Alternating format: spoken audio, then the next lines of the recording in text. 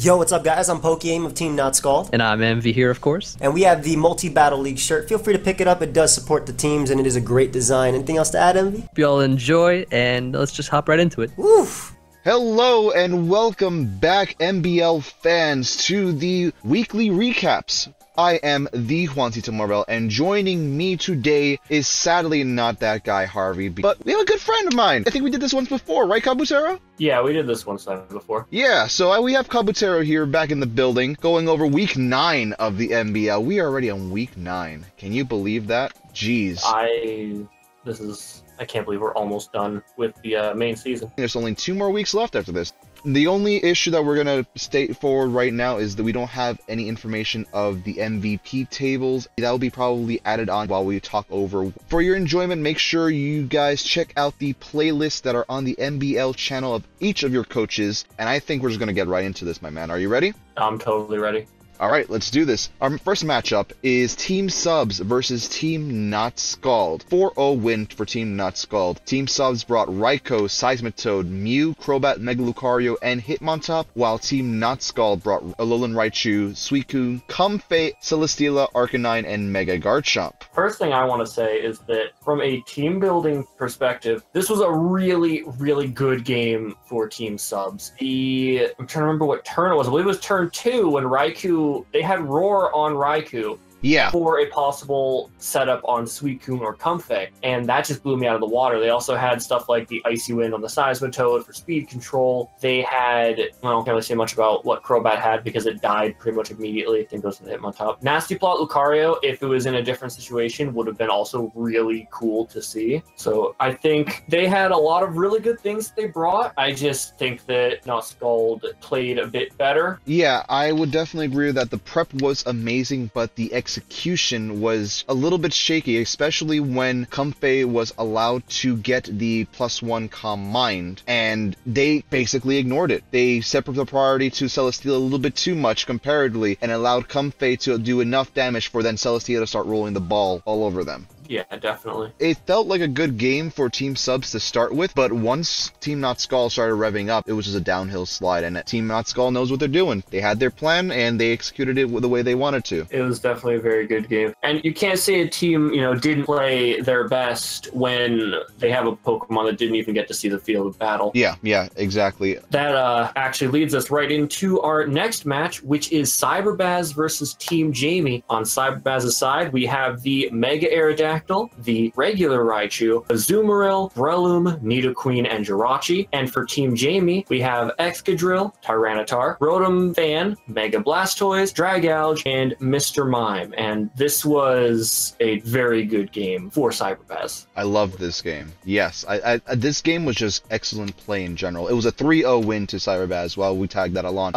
Also, just as a side note, Team Jamie's nicknames, the lead was just amazing. It was just amazing in terms of nicknames. But I was actually happy to see them bring sand they're bringing sand this week, and it was just they used it efficiently. They really had Cyberbaz on their toes for a lot of the game. Yeah, I think the turn 1 slight misplay of protecting the Excadrill definitely really hurt them. I'm not going to say that was the game losing play because I don't think there was a clear there wasn't a play that they did that lost them the game. It was rather that Cyberbaz made a play or two that won them the game. Yes, I would definitely agree with that as well. Their beautiful execution with the belly drum and allowing Azumarill to stay on the field dealing the +6 Aqua Jets and +6 play roughs was really honestly great play to see. And as much as I love Team Jamie's strategy and their usual gameplay, they really should have addressed the Azumarill a little bit more. Yes, even though it was bulky and lived at 12 HP throughout most of the battle, they should have just put a little bit of priority on that, I feel. I think the biggest play that caught Jamie off guard was when it was turn 6, Jamie brought in Mr. Mime expecting the Bach Punch from the Breloom and then Aqua Jet into their Excadrill if they protected. Cyberbaz instead says, no, here's what we're going to do. We're going to Aqua Jet into that Blastoise because it will die, no matter what. And this covers the Mime switch. And so Mr. Mime comes in, dies immediately, and that pretty much sealed the deal, I want to say. I would actually agree with that as well, because with Mr. Mime gone, there goes their screen options, there goes the wide guard if they need needed it. There goes a lot of support that Mr. Mime could have been bringing for Team Jamie. And I believe they mentioned Trick Room at some point, so it leads me to believe that Mime was their Trick Room setter, which would have meant that Drag Gouge could have done a lot more.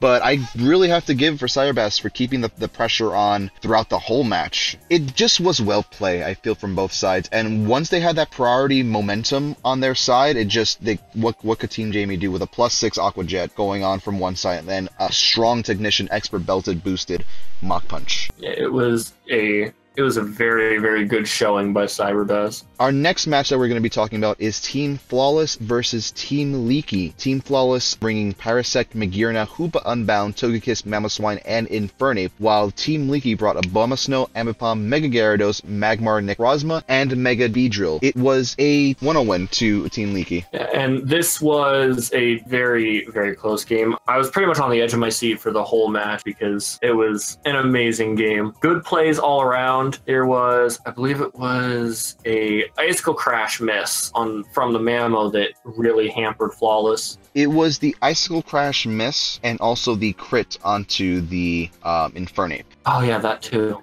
With Drill Run, because I did the calcs. I wasn't sure because I didn't see a team builder from Team Flawless, but if they had any sort of bulk investment, they could have lived that Drill Run easily. I saw Max Fizz Def. If they went Max Fizz Def Impish for any reason, that Drill Run was only doing 46%. So I'm assuming that it was less investment but had some HP, which would have able them to live by like 1%, 2% maybe. So that not having the Infernape doing anything was a big hindrance on Team Flawless's part. Yeah, the only reason that Mega Beedrill comes off as such a strong attacker is because its stab attacks are treated as like super effective coverage moves, so they do much more damage than you expect. But even with that, I believe it's like 150 base attack, it's not as strong as people think it is. Yeah, no, a lot of things can live from a Mega Beedrill thing. It's just that with the adaptability boost, things just die whenever it hits a stab. But again, I did not see any bad play from either side, and it was just an amazing game to see, especially their control with Hoopa Unbound and Magirna. That they at one point asked, why are they protecting when we have this Hyperspace Fury that breaks through Protect? There should be no reason for that. In any case, it was a beautiful game to watch. If you haven't watched it already, please do so. All the playlists are up to date at this point, and I just honestly loved both sides' uses of their mons. Mega Gyarados being delayed a little bit to the Mega Evolution, and it just wrecking house, saving that, preserving it to the end because they knew that was their win con compared over to Necrozma, which we always see as this threatening thing. And so we've pretty much talked this one to death. Let's move on to Mythical versus Blue Hunnets. On the Mythical side, we have Mega Medicham, Ribombee, Magnezone, Chandelure, Garchomp, and Nidoking. And on Blue Hunnets' side, we have the Mega Sharpedo, the Kyurem, Deoxys, Togetic, Rotom Heat, and Tapu Lele. Now this was a really good showing by Blue Hunnets, in my opinion. I agree. It was just calculated, I feel. They took their time with their turns, and they did not let up once they started having that momentum. Not even just like, getting the kills on their Pokemon, but also denying a little bit of that differential with the Kyurem Life Orb knocking itself out, things like that. I still am wondering, they have the Magnezone weakness policy Sturdy, which turns it into an absolutely terrifying monster, but they didn't pair that with much support. They have a Ribombee right there, and at the time the weakness policy was off, the Ribombee was not going to be living much longer, but it was still, I believe, the fastest thing. So why not speed swap the Magnezone as you die, and then, it might not have worked out, but it's an option. But at least give it a fighting chance, yeah. We were talking about before, not preserving the Mega Medicham as well as it should. You have a Mega Sharpedo on the other side. Yes, it's a neutral hit, but that's still a Mega Sharpedo hitting you with a stab move, and Mega Medicham is not known for its defenses, so I feel like they should have preserved Mega Medicham a little bit more for that fake-up support, for that coverage, that for things like Kyurem and Rotom Heat and Tapu Lele as well. So that was what I analyzed from that. Yeah, it's just a shame, honestly, that most of Mythical's Mons didn't really get to do anything. Megacham faked out, died the turn after. Chandelure didn't even get to move. It popped out in the field, immediately after gets Never-Ending Nightmare and dies. Garchomp gets one Poison Jab off and gets Moon Blasted, and Nidoking, again, it protects once and it just goes down. So it's a bit unfortunate that none of those Mons really got to shine, but that's just the way that some of these battles go. Yep, and with that, we're going to go into one of the most interesting matches I've seen in a long time. Team Dream Ball versus Team Drinking Birds. On the Team Dream Ball side, we have Tapu Fini, Drifblim, Scrafty, Bronzong, Zapdos, and Heatran, while on the Team Drinking Bird side, we have Oricorio, Sensu, Pheromosa, Mega Venusaur, Landorus Therian, Darmanitan, and the Ninetales. I don't know where to start. This match made me sick. Ugh. Turn 6, all right? Turn 6, where the Venusaur got its accuracy lowered for the 3rd time in a row. I was watching the battle video. I set down my 3DS. I just stepped outside for a couple minutes and just thought about why.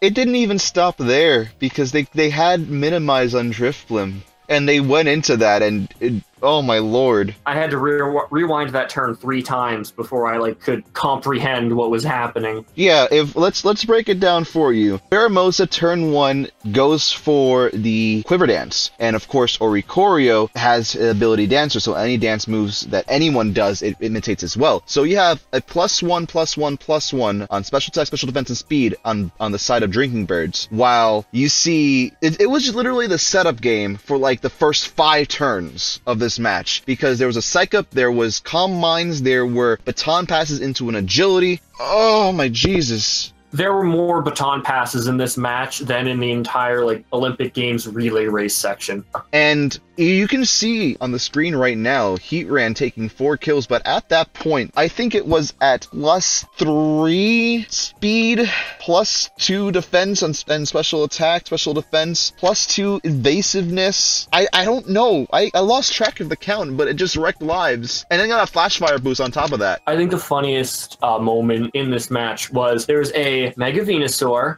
which is, even with, thick fat, takes neutral damage to fire. And a Ninetales, which resists fire and still has pretty good special defense. Venusaur survived the eruption and Ninetales just died. I actually laughed out loud when I saw the Ninetales drop and the Venusaur standing there still with a sliver of health.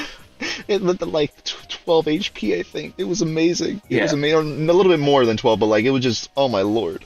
And before anybody says anything, yes, I know that the Mega Venusaur was at, I believe, +2 SPDF. However, at first glance, seeing a grass type live a fire move and a fire type, get knocked out by a fire move is really funny. On top of that, it was at -3 accuracy with everything. I was surprised it even hit moves towards the end of that match, to be completely frank with you. Yeah, it was total, slaughterhouse. Once they started getting revved up, again, it was a 5-0 victory. They did earn the victory. Just the way they did it was, oh man, I'm going to need a shower afterwards. Also, you will see that Heatran was credited with the KO on the Manitan and Oricorio Sensu for the fact that they did Team Drinking Birds did forfeit towards the end of the match. And at this point, since we don't have any of the MVP stats, we don't have any of the table standings, with these 2 weeks coming up, I think we're going to have a post-discussion right now.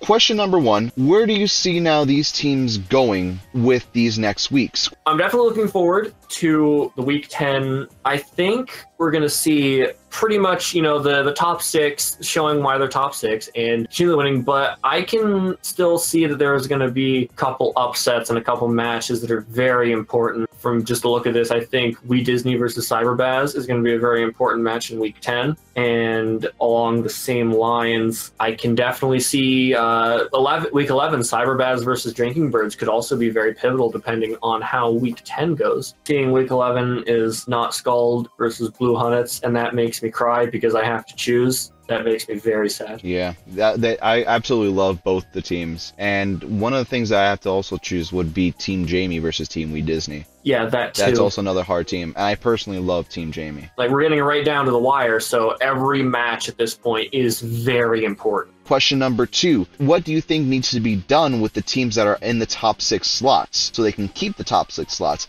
Well, the obvious answer is win your games, but, for a more detailed analysis, it's still, for the most part, win the games, but it's also in how they win their games. Barely scraping by on a 1-0 or even a 0-0 win for them is not ideal. They need to be getting 3-0s, 4-0s at the least. The more differential and stuff they get, the better their chances are. But again, in the end, it pretty much boils down to win more. Yeah, okay. I agree with that assessment. Just keep on maintaining that lead. Don't let anyone else that is close to you, because I'm pretty sure on the league table there's still a bunch of teams that are close to overtaking based on differentials and stuff. And question number 3, is there any chance for any of the teams to start moving up and take over the top 6 teams? Yes, there's a lot of teams that in very, very specific scenarios can still top cut. One of the fans brought it to our attention that even somebody like Team Subs could top cut if every battle goes in a very specific way.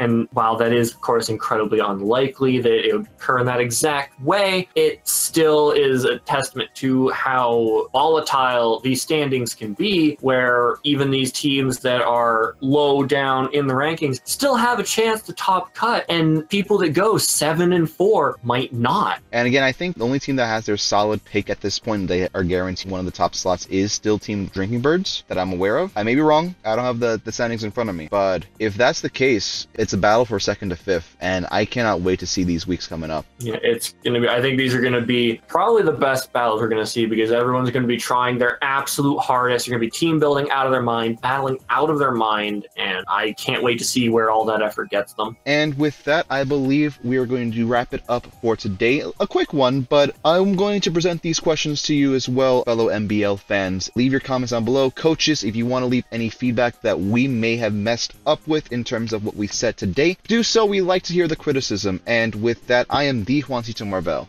And I'm Kabu. We will see you guys next week. Have a good one.